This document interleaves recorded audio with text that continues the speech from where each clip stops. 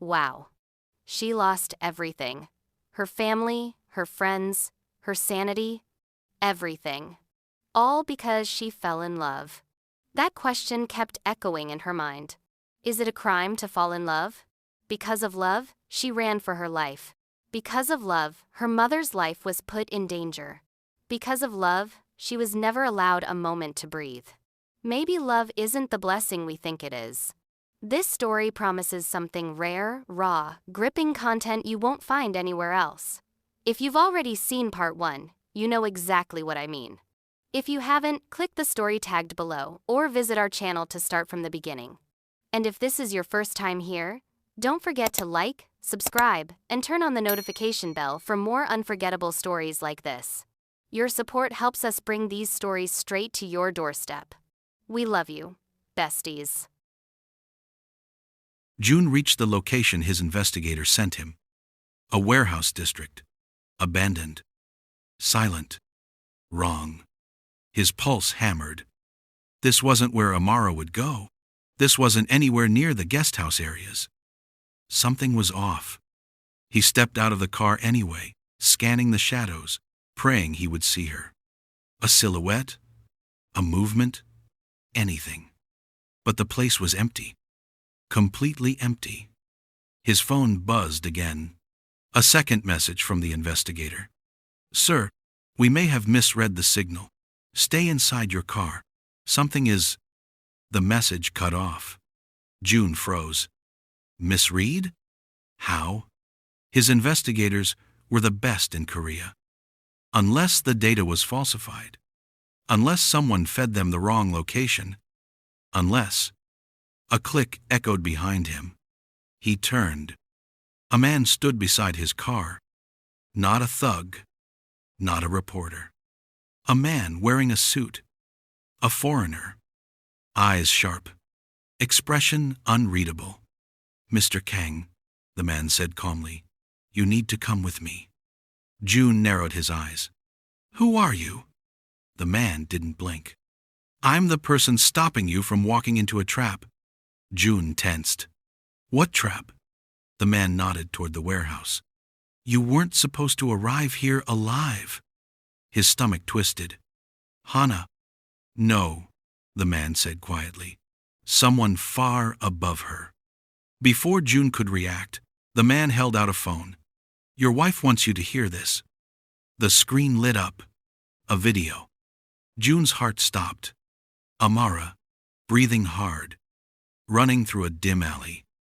Shadows chasing her. And then, gunfire.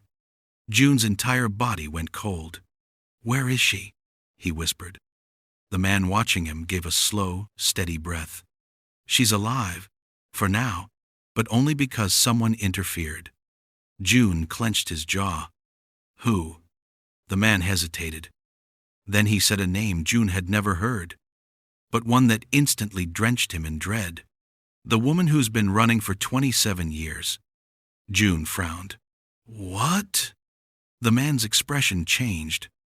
You don't know the truth about your own family, do you? Joon stepped forward, fists clenched. Tell me what you're talking about. But instead of answering, the man tossed him a small black device. A tracker. It's linked to someone important to your wife. Someone she thought was dead. Joon's heartbeat stuttered. Her mother? The man gave the faintest nod. She's alive, and you need to find her before they do. Joon felt like the ground was tilting under his feet. Everything he thought he knew, about his family, about Amara's past, about the political world he married into, was cracking open like thin ice. Why are you helping me? He demanded. The man stepped closer. Because the people hunting your wife, they don't care who dies in their way. If they can't get to her, they'll come for you. He paused. And if they can't get to you, they'll go after the woman who raised her. Joon swallowed. Where is Amara right now? The man tapped the tracker. Running. Injured. Scared. Joon's chest tightened. Then take me to her. Not yet. The man's eyes darkened. Because Before you save her, you need to decide something. Joon's muscles tensed. Decide what? The man lifted his gaze, deadly serious. Whether you want the truth, or whether you want to stay alive. A chill tore through Joon's spine. And what truth is that?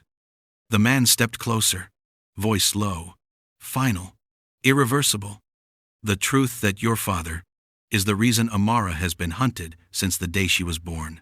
For a moment, Joon couldn't breathe. My father, he whispered. The wind cut across the empty warehouse yard, sharp and cold, but the man didn't flinch.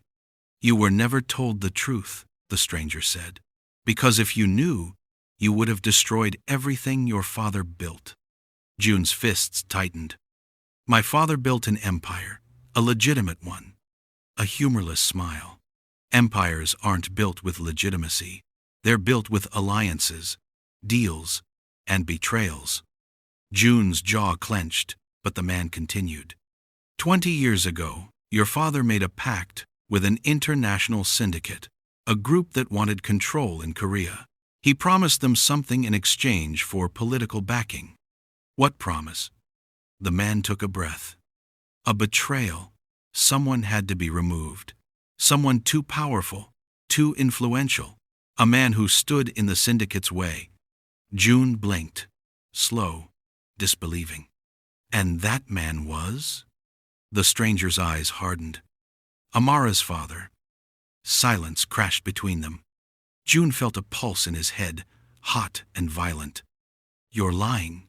I wish I were, the man murmured. But your father didn't just eliminate him.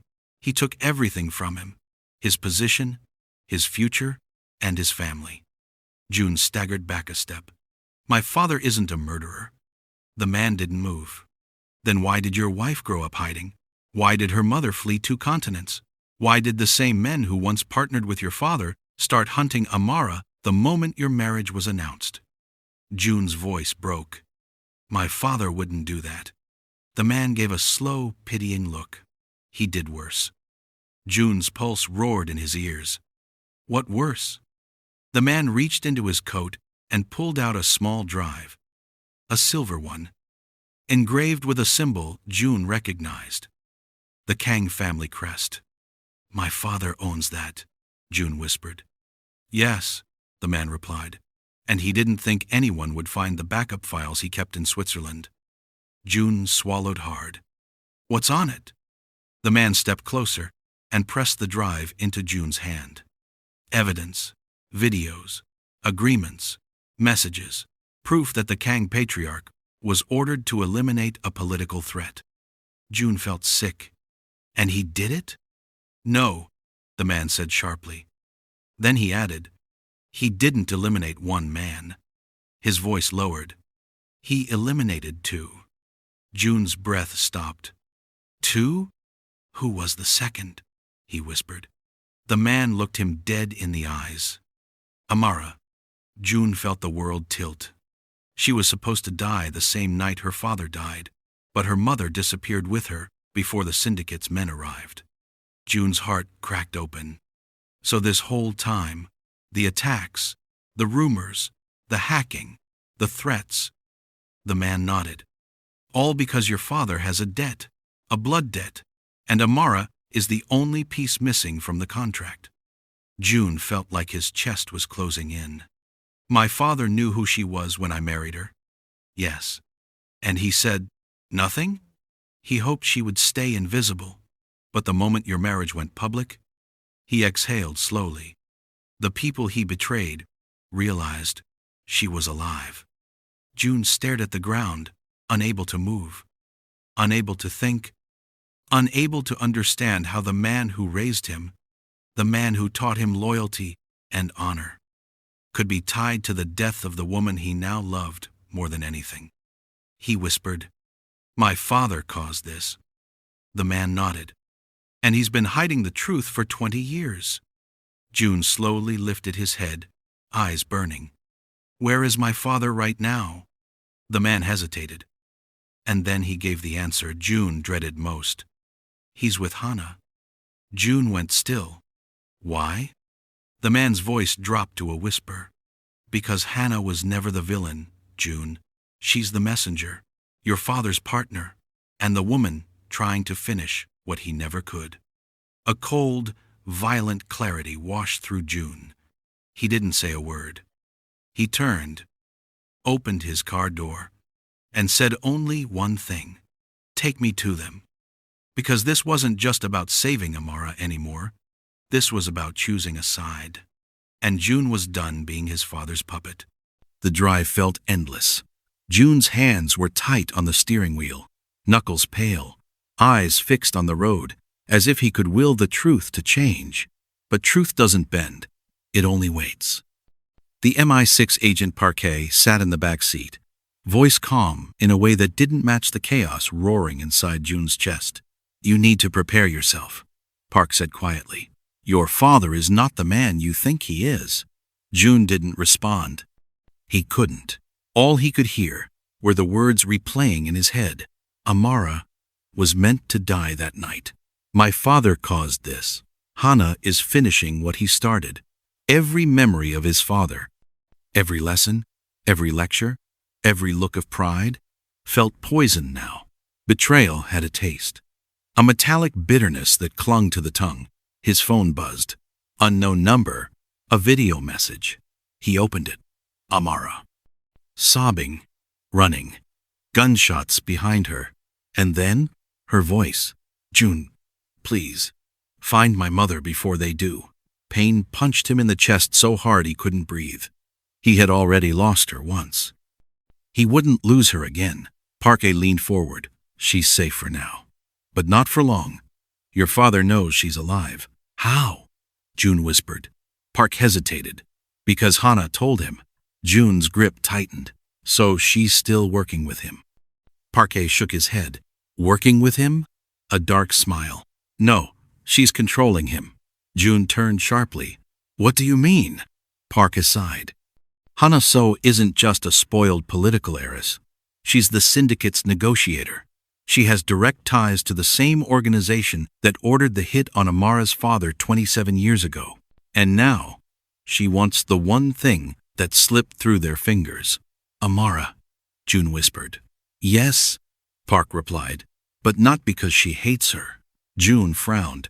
Then why? Parquet stared out the window, voice low. Because Amara's bloodline holds something. Something powerful. Something valuable. Something your father promised the syndicate before he failed.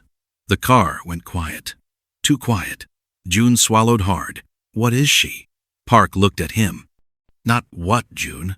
He leaned in. Who? June stared. Park continued. Her father wasn't just a political target. He was next in line to inherit leadership of a group your father desperately needed under his control. A group that held influence across Africa, Europe, and Asia. A group that refused to bend to foreign pressure. He paused. A group your father wanted to own. June blinked. And Amara? Is the rightful heir, Parquet finished. June felt the air leave the car. She has no idea who she is, Park said softly. And when she married you, the syndicate took it as an act of war. They believe she will return to reclaim what her father once led. June shook his head. Amara doesn't want power. She barely wants attention. That's exactly what makes her dangerous, Parquet murmured. Uncontrolled heirs don't obey. They disrupt. June felt sick. This is why my father wants her dead. Parquet didn't answer, because no answer was needed in the safe house.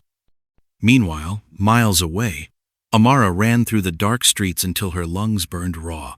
Park's last words echoed in her mind. Run. She didn't know where she was going. Only that the men in suits were getting closer. Their footsteps thundered behind her. Too heavy, too synchronized. Not kidnappers, not Hannah's usual people. Professionals. She darted into a narrow alley, heart pounding, and shoved open the metal door of an abandoned workshop. It creaked loudly, too loud, and a figure inside snapped their head up. Amara froze. A woman stood in the shadows, holding a flashlight, her face illuminated slowly. And Amara's world stopped. It was her, the woman from the video call. Her eyes, those same warm Nigerian eyes. The ones Amara had only seen in faded photographs and dreams. "Amara," the woman whispered. And suddenly Amara was 5 again. "Mama?" The woman nodded, tears filling her eyes. "Yes, my child." Amara didn't move. She couldn't. Her legs trembled under her. "I thought you died," Amara whispered. "So did they," her mother replied softly. "That was the only way to keep you alive." Amara's throat tightened. "Why didn't you come back for me?" "I tried." Her mother's voice cracked. "But they hunted me. They hunted you. I could never stop running long enough to reach you." Amara's tears fell silently. Her mother touched her cheek gently. "You look just like him." Amara inhaled sharply. "My father." Her mother nodded. "He would be proud of you.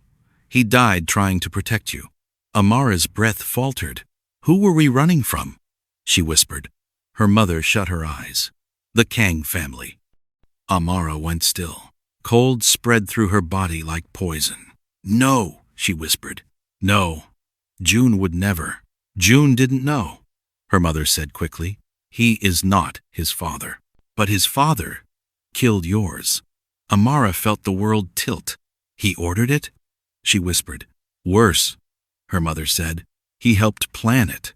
Before Amara could speak, a loud bang rattled the metal door. Her mother grabbed her wrist. "They found us." At the confrontation. Back with Joon. He arrived at the Kang family's private estate. His childhood home, a palace of glass and stone overlooking Seoul. Silent. Too silent. Park walked beside him. "Your father is expecting you," Park said. "But not with me." Joon turned sharply. "You said you're protecting me." Park nodded. "From the syndicate. Not from your father. That is between you and him." They stepped into the grand hall. And there they were.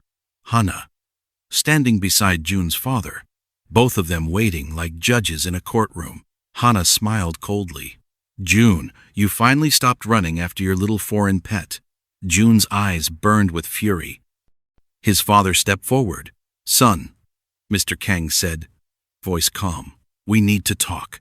Joon laughed bitterly. "Talk? Now you want to talk?" His father exhaled. "I made decisions to protect this family." "You murdered her family!" Joon roared. His father's face hardened. "Unnecessary sacrifice." Joon's stomach twisted. "Necessary?" he whispered. "You destroyed her life. And now they want to destroy her because of you." Hana stepped forward. "Joon, be reasonable. Amara is an inconvenience. Her existence threatens international agreements." Joon shot her a look that could cut through steel. "You faked messages. You fabricated cheating. You hacked her phone." In worry-free, Hana smiled. "I was helping your father." Joon snapped. He lunged at her, but Park grabbed him back. "Not here," Park hissed. "They want you to explode." Mr. Kang's voice rose. "That girl, Amara, will bring ruin to everything we've built." "She's my wife," Joon growled. "And she was a mistake," his father said sharply. Joon froze. His father continued.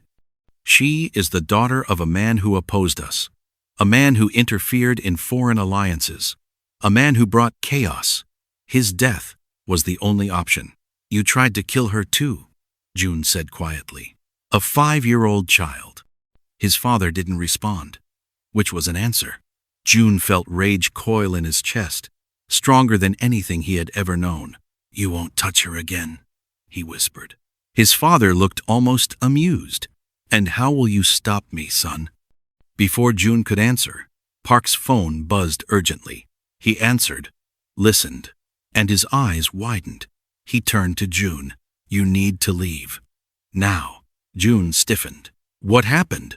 Park's voice dropped. "They found Amara. They found her mother. They're closing in." Joon's blood ran cold. "Where are they?" Park looked at him with a seriousness that made Joon's chest tighten. "A safe house. Not far. But the men searching for her aren't Hana's.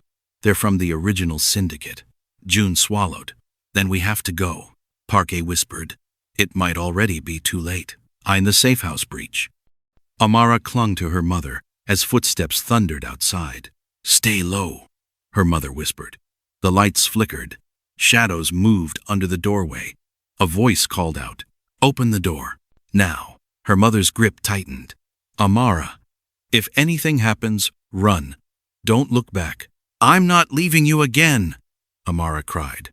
Her mother cupped her face. "I lived 27 years to protect you. I won't stop now."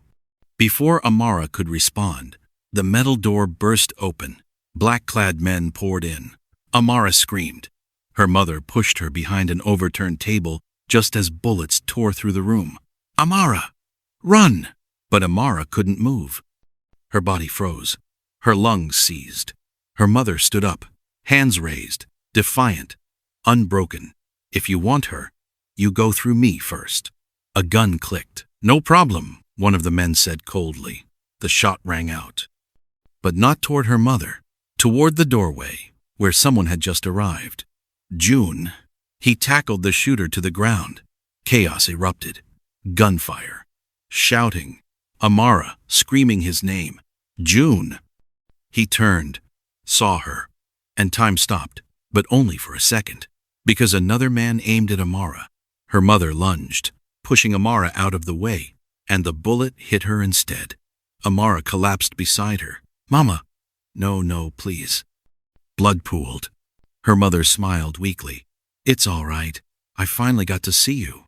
Amara sobbed, shaking uncontrollably.